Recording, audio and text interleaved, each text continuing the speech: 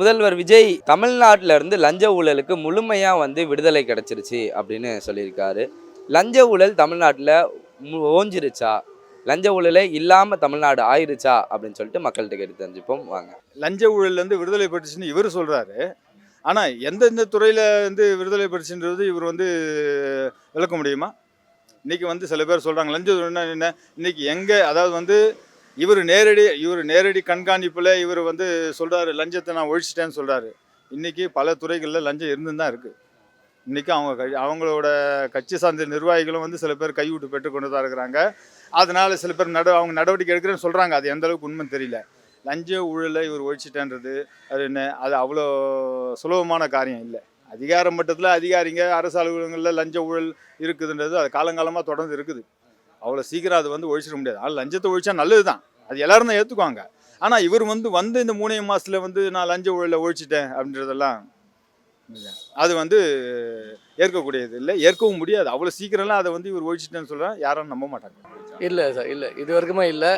இவங்க சொல்லிட்டு இருக்காங்க தவிர நாங்கள் லஞ்சம் இல்லாத ஒரு ஆட்சி அமைக்கிறோன்னு சொல்கிறாங்களே தவிர எல்லா மட்டத்திலும் லஞ்சம் இருக்குது.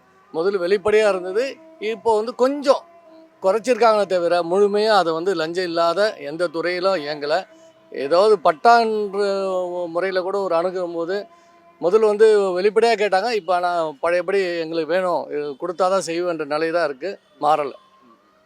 இதுதான் இன்றைய நிலை. சும்மா சொல்லின்னு சுற்ற வேண்டியதாங்க சார். அவர் காதுக்கு போலையான்னு தெரில. 10 ரூபா லஞ்சம் வாங்கின இடத்துல 20 ரூபா வாங்குறான், 20 ரூபா வாங்கின இடத்துல 100 ரூபா வாங்குறான். இதுதான் உண்மை. நீங்கள் அதை வெளிப்படையாக யாராவது குறைய சொல்லிட்டாங்கன்னா உடனே அவனை போய் தேடி கண்டுபிடிச்சி கேஸை போடுறது, அரெஸ்ட் பண்ணுறது, இதுதான் பண்ண போகிறாங்க. தப்பு பண்ணுறோம் பண்ணின்னு தான் இருக்கிறான். இன்னும் 2 மடங்கு அதிகமாக பண்ணுறான், பயம் இல்லாமல் பண்ணுறான். இதுதான் உண்மை. லஞ்சம்லாம் ஒழிக்கப்படலை. லஞ்சம் பகிரங்கமாக வாங்குறாங்க, தெளிவாகவே வாங்குறாங்க. அது அந்த கட்சிக்காரங்களே வாங்குறாங்க. டிவிக்கு கட்சிக்காரங்க தான் லஞ்சம் வாங்குறாங்க. இது நான் எங்கே ஒன்றா நீங்கள் மறைமுகமாக எங்கே கூப்பிட்டாலும் நாங்கள் ப்ரூவ் பண்ணுறது, அது ஆதாரத்தோடு நாங்கள் ப்ரூவ் பண்ணுறோம். அது நீங்கள் தக்க நடவடிக்கை ஒன்று எடுத்துருவீங்களா? அவ்வளோ பெரிய அமைச்சர் பார்த்தீங்கன்னா வெட்ட வெளிச்சமாக ஒரு விஷயம் பண்ணுறாரு, அது இல்லைன்னு சொல்லிட்டு பூசி மொழிக்கு மறைக்கிறீங்க. அவ்வளோ போட நடக்குது. போட நடத்துறவங்கள அந்த கஞ்சா போதைக்கு அந்த மருந்தை ஏதோ வச்சு ஏதோ ரீல்ஸ் போட்டுட்டாருன்னு சொல்லிட்டு அதை மூடி மறைக்கிறீங்களே தவிர அவர் அரெஸ்ட் பண்ண பாடு கிடையாது. தப்பு பண்ணுறவன் எத்தனையோ அமைச்சர்கள், எம்எல்ஏ, அவங்க கட்சிக்காரங்க தப்பு பண்ணுறாங்க, அவங்க மேலே தக்க நடவடிக்கை எடுக்க கிடையாது. ஆனால் சின்ன சின்ன விஷயத்துக்கு தன்னை திட்டாங்க, விமர்சனம் பண்ணிட்டாங்கன்னு சொல்லிட்டு அவங்கள தேடி கண்டுபிடிச்சி கேஸை போட்டு அரெஸ்ட் பண்ணுற தெரிஞ்சவங்க ஏன் இதை பண்ண மாட்டேன்றாங்க? லஞ்சமும் ஒழிக்கப்படலை, தப்புகளும் ஒழிக்கப்படலை, எதுவுமே ஒழிக்கப்படலை. எல்லாம் 4 மடங்கு 5 மடங்கு பெருகிருக்கு. இதுதான் உண்மை. தமிழ்நாட்டோட நிலைமை இதுதான். அதெல்லாம் சும்மா பேச்சுங்க. அதெல்லாம் காலகாலமாக இருந்து தான் இருக்குது. அதெல்லாம் எதுவுமே பண்ண முடியாது. இப்போ வந்தவங்கன்னா இதெல்லாம் ஒழிச்சிட்டாங்களா? அவங்க ஒழிக்க மாட்டாங்க. அதெல்லாம் இவங்களுக்கு பண்ண முடியாது யாராலையும். அதெல்லாம் சும்மா அதெல்லாம் ஆனால் வாய் வார்த்தை வேணால் சொல்லிக்கலாம், முடிச்சிட்டோம் வெளியே சட்டத்தில் வேணால் பேசலாம், நம்ம இதை ஊழல் இல்லாமல் ஆட்சி பண்ணுறோம் அப்படின்னு. பண்ணாமல் யாருக்கிறா ஊழல் ஆட்சி சொல்லுங்கள்? எல்லோரும் பண்ண தான் செய்வாங்க. புரியுதுங்களா? அது எப்படி பார்க்குற காமெடியாக தான் பார்க்கணும். ஃபஸ்ட்டு அவங்களுடைய அரசாங்கத்திலேயே லஞ்சம் ஒழிஞ்சிச்சின்னு அவர் சொல்கிறாருல, அப்போ ரமேஷ் அவர் அமைச்சர் இருக்கார்ல, ஹானரபிள் மினிஸ்டர், ஏன்னா அவங்க அந்த வார்த்தையை கேட்குறாங்க. எல்லா இடத்துலையும் மதிப்பு கொடுங்கன்றாங்க. மதிப்பு கொடுக்குற மாதிரி நடந்தால் ஆட்டோமேட்டிக்காக மதிப்புக்கு வரும், தானாக வரும். நம்மளை பார்த்து ஒரு எக்ஸ்பெக்டாக ஒரு சாருன்னு சொல்கிறாங்கன்னா நம்ம என்ன கொடுக்குறோமோ அதுதான் ரிட்டர்ன் வரும். அப்போ அவர் ஊழல் செய்யலையா? இப்போ சொல்கிறாரு எனக்கு தெரியவே தெரியாது, 2 கோடி ரூபா கொடுத்து நான் ரிஜிஸ்ட்ரேஷன் பண்ணேன் கோவிலோட நிலத்தை, ஊழல் இல்லையா அது? ஒன்று. 2வது, அந்தந்த அதிகாரிகள் பணம் வாங்க மாட்டேன்னு சொல்கிறாங்க. நம்மளே போவோம், கேமராவே தேவையில்லை. இப்போ எவ்வளோ பெண் கேமரா கூட வச்சுப்போம், கூடயே வாங்க, போலீஸ் ஸ்டேஷன் போனோமா போகலாம், கவர்மெண்ட் அரசாங்கத்துக்கு எங்கன்னா ஆஃபீஸருக்கு போனோமா பார்க்கலாம். நம்மளுக்கு ஒரு வேலை நடக்கணும் அப்படின்னா ஃபஸ்ட்டு நம்ம லஞ்சம் கொடுக்காமல் இருந்தாலே அது தவிர்த்துலாம். நமக்கு ஒரு தேவைப்படும் போது எனக்கு இப்போவே முடியணும் அப்படின்னு நம்ம தான் லஞ்சம், நீ அதை வாங்காத, உன்னோட வேலையை கரெக்டாக செய், லஞ்சம் வாங்க அவசியமே இல்லை. ஆனால் இப்போ கூட ஒரு ஆர்டிஓ ஆஃபீஸில் போய் பாருங்கள், அந்த இடத்துல எல்லாமே நிற்கும்.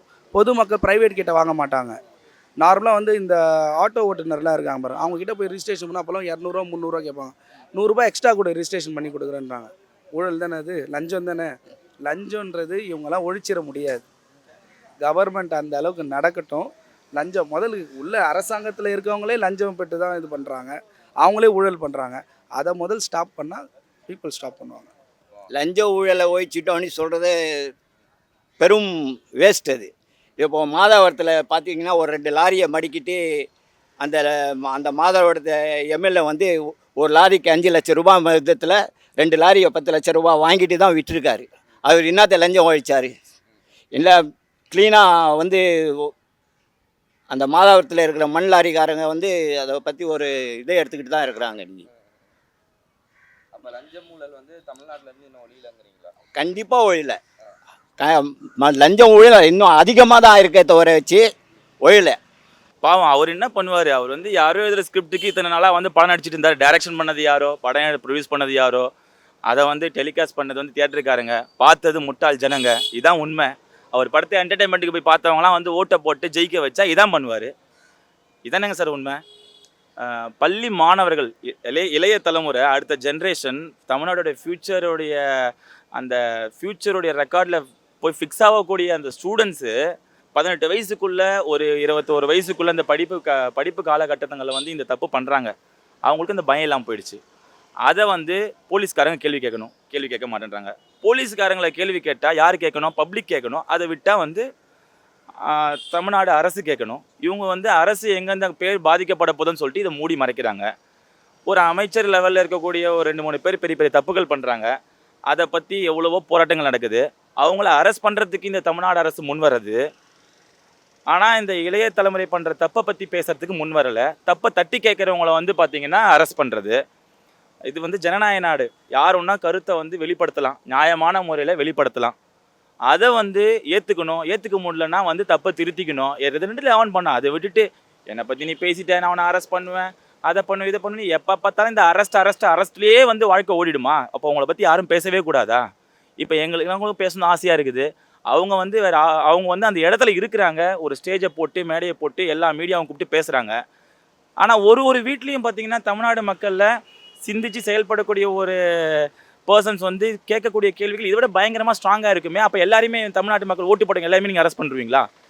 சமீபத்தில் வந்து பார்த்தீங்கன்னா கரண்ட் பில் அதிகமாக வந்துச்சுன்னு சொல்லிட்டு ஒரு சீரியல் ஆக்ட்ரஸ் வந்து அவங்களோட பதிவு அன்றைக்கி டேட்டில் வந்து அவரை பற்றி புகழ்ந்து பாராட்டி போடும்போது அந்த தற்கூரி அணில்கள் வந்து பார்த்தீங்கன்னா அதை வந்து ரீல்ஸை ஃபார்வர்ட் பண்ணிட்டு இருந்தாங்க.